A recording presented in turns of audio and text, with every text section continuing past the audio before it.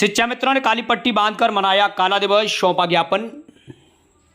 शिक्षा मित्र संघ के पदाधिकारियों और सैकड़ों शिक्षा मित्रों ने शहीद स्मारक संजय पैलेस आगरा पर एकत्रित होकर 25 जुलाई को काला दिवस के रूप में मनाया और शिक्षा मित्र आंदोलन में जान गंवाने वाले शिक्षा मित्रों को अश्रुपूर्ण श्रद्धांजलि अर्पित की। शिक्षा मित्र संघ अध्यक्ष बीरेंद्र सिंह छोकर के नेतृत्व में शिक्षा मित्रों की मांगों को लेकर प्रधानमंत्री और मुख्यमंत्री के नाम संबोधित ज्ञापन जिलाधिकारी आगरा को सौंपा और कहा, यदि मांगों को जल्द नहीं स्वीकार किया गया तो शिक्षा मित्र उग्र आंदोलन करने के लिए बाध्य होंगे।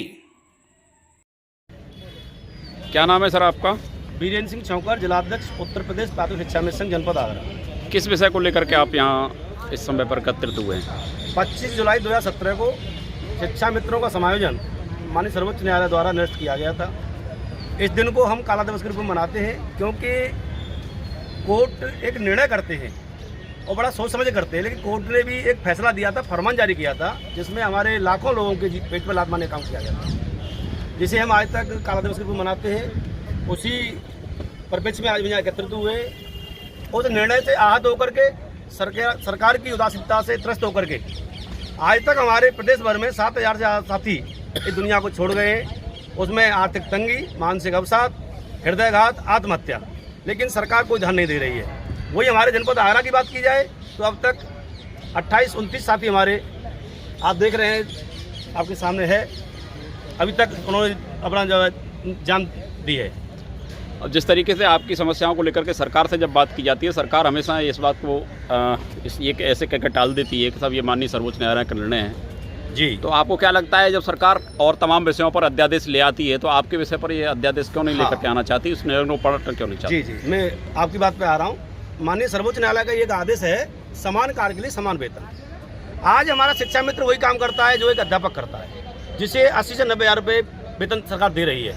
वो जो विषय एक अध्यापक पढ़ाता है वही हमारा शिक्षा मित्र भी पढ़ाता है। और कौन कह रहा है शिक्षा मित्र अनट्रेंड है? शिक्षा मित्र सारे BTC हैं। सरकार ने ही उनको LCT से अनुमति लेकर के प्रशिक्षण कराया था सभी, और उसमें भी हमारे लगभग 40-45 साल लोग टेट पास हैं, उनको भी इन्होंने नियुक्ति नहीं दी है। सरकार जैसे ही शिक्षा मित्र की बात आती है वो नए नए नियम, नए नए वो ले आती है बार बार, और शिक्षा मित्र रोकने काम करती है।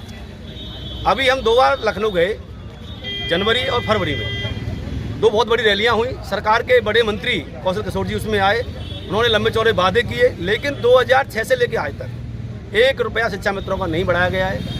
शिक्षा मित्र जब अध्यापक थे वो 40,000 रुपये वेतन पा रहे थे। आज सरकार एक बात कहती है कि इन्हें 3.5 मिलते थे, हमने 10 दे दिए। तो मैं बताना चाहता हूँ आपके माध्यम से, जब हम लोग शिक्षा मित्र थे तब हमको 3.5 रुपये मिलते थे, और जब हम अध्यापक बन गए तो हमको 10,000 रुपये मिलते थे। तो कहीं ना कहीं सरकार जब आपकी एकजुटता को देखती है तो मुझे लगता है कि सरकार ये भी, आपकी संख्या मैं समझता हूँ 1,72,000 के करीब आसपास जो फिगर बताई जाती है जी, अगर आप एकजुट होकर के मैं समझता हूँ अपनी बात कहें तो शायद सुनी जाए। आपकी एकजुटता में कहीं ना कहीं कमी नजर आती है। नहीं, अभी अब मैं बता रहा था आपको, जनवरी और फरवरी हमारी लाखों की भीड़ थी, और कौशल किशोर जी जो मंत्री हैं उन्होंने ही हमें लखनऊ बुलाया था, जो सरकार के मंत्री हैं केंद्र में, उन्होंने बुलाया था और मंच पर लंबे चौड़े वादे भी किए थे।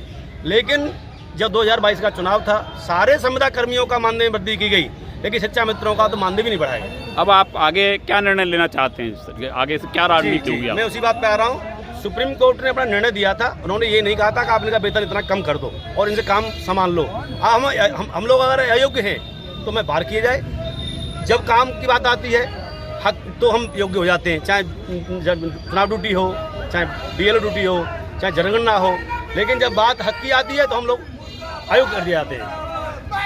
आप पर हमेशा विपक्ष की गोद में खेलने का भी आरोप लगता है। नहीं, कर्मचारी कभी किसी सत्ता का नहीं होता है। जो भी सत्ता, जो भी पार्टी सत्ता में होती है, जो भी पार्टी सत्ता में होती है कर्मचारी उसी का होता है। हम सरकार के हमने वोट दिए 2014 में, 2017 में, लेकिन उसके बाद सरकार सत्ता में आने के बाद जब शिक्षा मित्रों के हितों को लेकर कोई काम नहीं किया, हो सकता है कुछ लोगों ने इधर वोट दिया हो।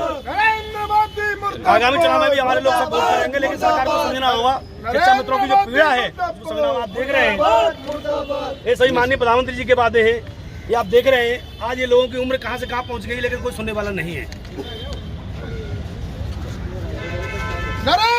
आगे आपकी क्या रणनीति रहेगी?